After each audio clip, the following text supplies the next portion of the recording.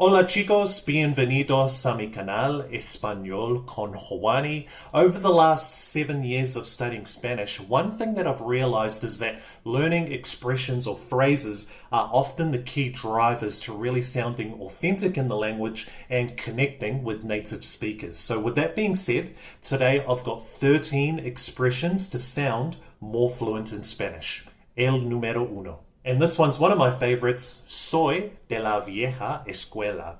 Soy de la vieja escuela, meaning I'm old school. Por ejemplo, a mí no me gustan las redes sociales. Soy de la vieja escuela.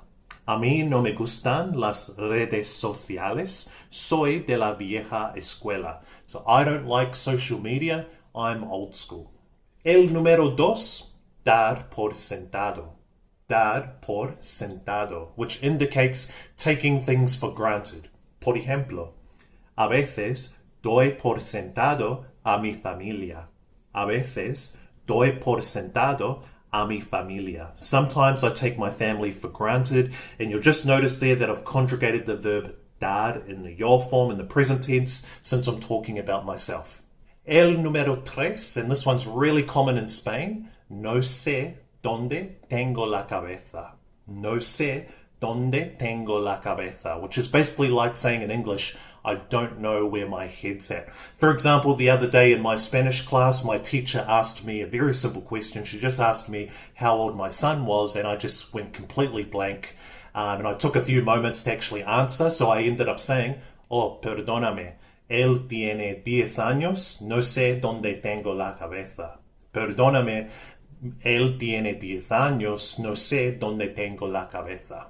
Nice work, everyone. Before we move on to the next one, just a quick reminder that if you are getting any value from these videos, I would really appreciate it if you wouldn't mind hitting that like button, and if you haven't already, please consider subscribing. Moving on to the next one, no sé por dónde tirar. No sé por dónde tirar, which is like expressing confusion or uncertainty, or in English it's like saying, I don't know what to do next, or I don't know what I'm going to do. Por ejemplo, con este problema, la verdad es que no sé por dónde tirar. Con este problema, la verdad es que no sé por dónde tirar. So with this problem, the truth is that I don't know what to do next, or I don't know what will happen.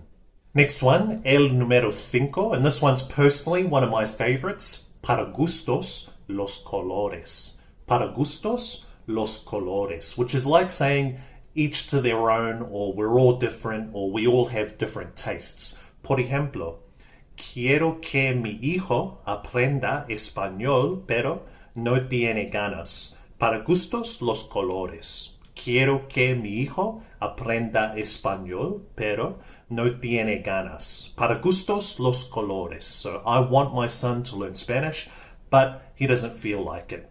Each to their own, or we're all different, we all have different tastes. Next up, no veo la hora. No veo la hora, which is like saying in English, I can't wait. For example, tengo que irme, pero no veo la hora de verte. Tengo que irme, pero no veo la hora de verte. I have to leave, but I can't wait to see you. Moving on to the next one. This one's very simple as it is in English. Could be worse, or podría ser peor. Podría ser peor. For example, if someone asked you, ¿Cómo ha ido tu día? Or ¿Cómo ha ido tu semana? So how's your day going? Or how is your week going? You could say, Bien, podría ser peor. Bien, podría ser peor. So good could be worse. Moving on to the next one, and this one's really common in Spanish. You'll hear this one a lot. Darse cuenta. Darse cuenta, which is to realize. For example, ahora me doy cuenta de que España es enorme. Ahora me doy cuenta de que España es enorme. So now I realize that Spain is enormous. So you'll notice there how I've conjugated the verb dar, but because it's darse, I do have to put the pronoun beforehand as well. Moving on to the next one, and I personally use this one a lot in English, and it's basically resigning yourself to whatever situation you're in. Las cosas pasan. Las cosas pasan, which is saying things happen. For example, tengo que ir al hospital desafortunadamente, pero las cosas pasan.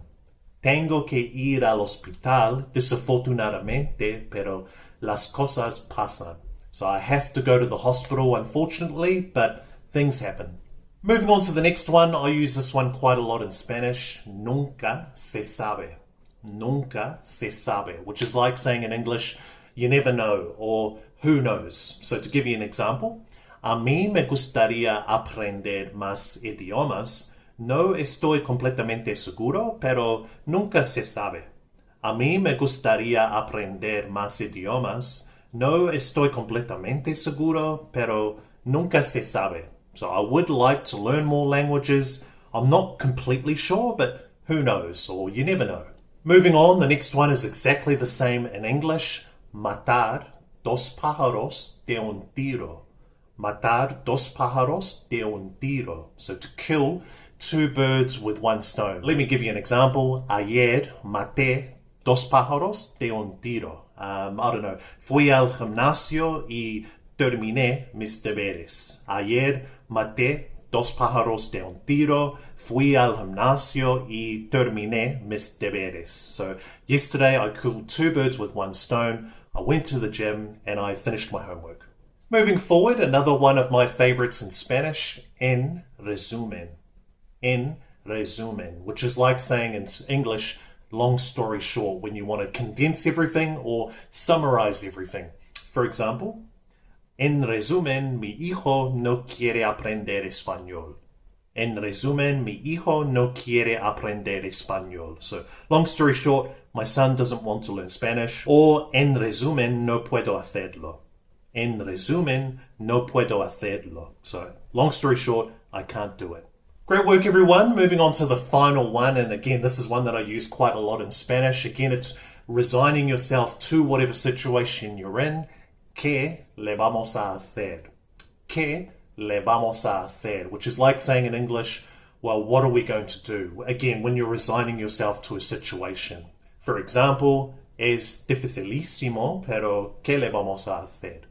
Es dificilísimo, pero ¿qué le vamos a hacer? So it's really difficult, but what are we going to do? Great job, everyone. That concludes things for today. Now, I do know I went quite quickly, so what I will do is if you need a quick recap, I will leave the 13 phrases that we went through in the description box for you below.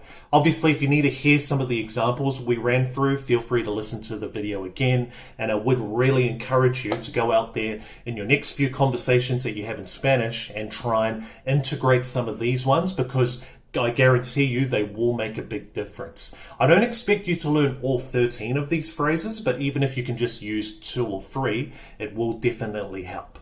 If you've got any other questions or queries, as always, please don't hesitate to leave a comment or a question in the comment section below, and I'll see you in the next one. Hasta pronto.